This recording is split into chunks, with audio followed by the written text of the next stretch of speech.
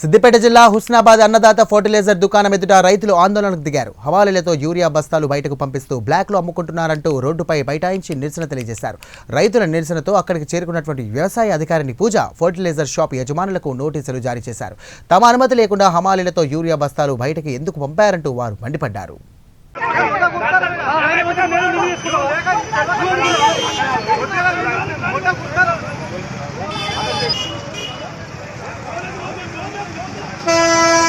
Madam మాట్లాడకపోతే ఏంటిది?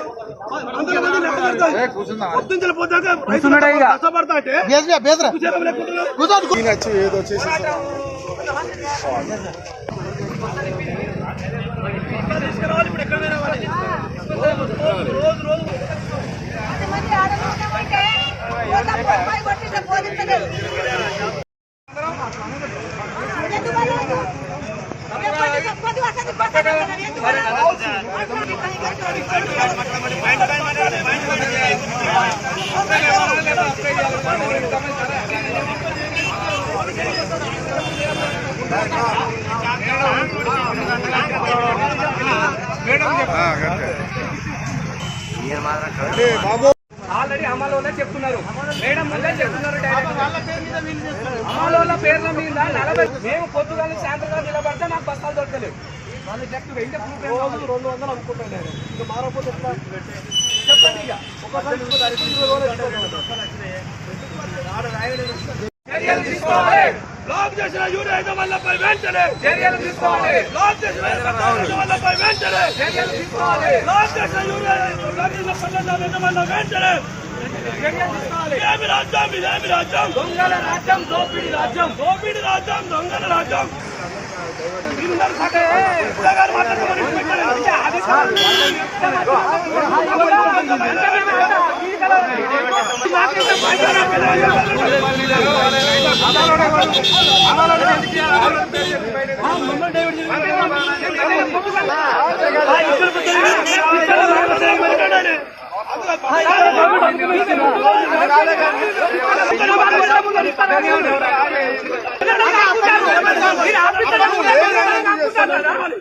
దొంగలు మీరు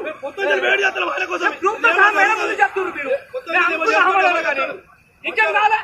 రాజ్యం, దోపిడి రాజ్యం. బ్లాక్ చేసిన షాప్ యజమానులపై వెంటనే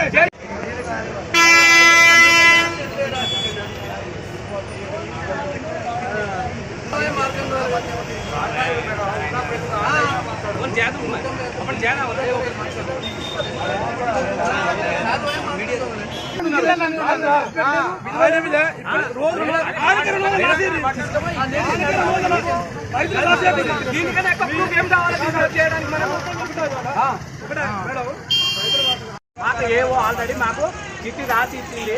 300 బస్తాల్లో ఎంత షాపు పంపించారు. అయితే మాకు బస్తాలు రాలేదు. ఎందుకు రాలేదని మేము నిలదీస్తే, మేడంను తీసుకొచ్చి ఇక్కడ నిలదీస్తే ఆల్రెడీ షాప్ ఆయన ఏం చెప్తుందంటే మేము 40 బస్తాలు హమాలోకి ఇచ్చేసినాము, ఎందుకంటే వాళ్ళకి ఇవ్వకపోతే మాకు పని చేస్తలేరు అని వాళ్ళు చెప్తున్నారు. మేడం ఏం చెప్తుందంటే నా పర్మిషన్ లేకుంటే మీరు ఎలా ఇచ్చారు అని మేడం అడిగితే కూడా మాకు బస్తాలు లేదు. ఇప్పుడు దాని 40 బస్తాలు మేము లైన్లో నిలబడితే మాకు బస్తాలు దొరకడం లేదు. మీరు షాప్ వాళ్ళు హమాలాల పేరు మీద 40 బస్తాలు అదనంగా అమ్ముకున్నారు ఆల్రెడీ. ఇప్పుడు మాకు టోకెన్ నంబర్ గా 300 బస్తాలు ప్రతి రైతులకు ఇచ్చినట్టు మీరు ప్రూఫ్ చూపెట్టారు. మా దగ్గర టోకెన్స్ ఉన్నాయి. అడిగితే వాళ్ళు ఏమంటారు? దౌర్జన్యంగా వాళ్ళు ఏమంటారు అంటే మేము ఇక్కడే అమ్ముకుంటాం. ఏం చేసుకుంటారు? చెప్తారా? చెప్తున్నారు. మేము ఇంకోటి సార్ గ్రోమర్లకు వెళ్ళాం. మేము ఆ రోజు గ్రోమర్ వెనకాల మళ్ళీ స్టాంపేజ్ ఇచ్చారు. ఏంటంటే మీకు ఈ రోజు రాలేదు, మళ్ళీ మేము ఇస్తామని చెప్పేసి అక్కడ స్టాంపేజ్ ఇచ్చారు. మేము మళ్ళీ ఇక్కడికి వచ్చినాము. ఈ రోజు కూడా ఇక్కడ కూడా మళ్ళీ అదే పరిస్థితి.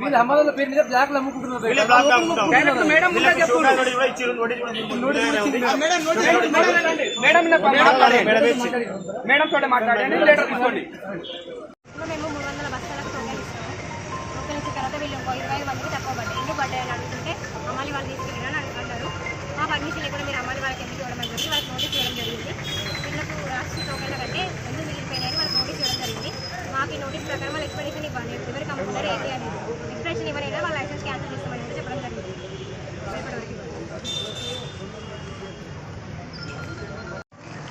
ప్రాంతంలో గత నెల 15 రోజుల నుంచి సరిపడే యూరియా దొరకక రైతులందరూ అనేక ఇబ్బందులు పడుతుంటే, రోజుల పాటు తిరుగుతుంటే పని పాట వదిలిపెట్టుకొని ఉదయం 4 గంటల నుంచి రాత్రి 10 గంటల వరకు ఎక్కడ ఎరువులు వస్తాయి, ఏ దుకాణంలో ఎరువులు వస్తాయి, ఏ అధికారి ఏం చెప్తారని చెప్పేసి అలా చుట్టూ తిరుగుతుంటే వచ్చిన యూరియాను కొంతమంది ఫర్టిలైజర్ షాప్ యజమానులు కావాలని చెప్పేసి వచ్చిన యూరియాను బ్లాక్ చేసి బయట ఎక్కువ ధరలకు అమ్ముకోవడానికి ప్రయత్నం చేస్తున్నారు. వాళ్ళ అనుచరులకు ఇవ్వడానికి ప్రయత్నం చేస్తారు. అనుచరులకు రైతులకు అయితే తప్పేమి లేదు. ఎక్కువ ధరకు ఎందుకు ఎందుకు అమ్ముకుంటున్నాం అడుగుతున్నాం. అదేవిధంగా మబ్బున 4 గంటల నుంచి రాత్రి 10 గంటలకు వస్తే లైన్లో నిలబడితే 500-600 బస్తాలు వస్తే అందుకని 200-300 బస్తాలు మాయం చేసి మిగతా 200-300 ఇస్తే ఏం సరిపోతారని అడుగుతున్నాం. అధికారులకు మొన్ననే విజ్ఞప్తి చేసినాం. వ్యవసాయ అధికారులకు ఫర్టిలైజర్ షాప్ యజమానులు బ్లాక్ చేస్తున్నారు, బయట అమ్ముకుంటారు, వారిపై చర్యలు తీసుకోవాలని చెప్పి కోరడం జరిగింది.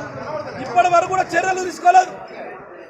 ఇవాళ రైతులు పొద్దుగాల ఉదయం 8 గంటలు 9 గంటల నుంచి ఈ టైం వరకు ఉంటే అన్నదాతలో ఫర్టిలైజర్ ఎరువుల దుకాణంలో 550 బస్తాలు వచ్చినాయని చెప్తే 4 క్యూలో నిలబడడం జరిగింది.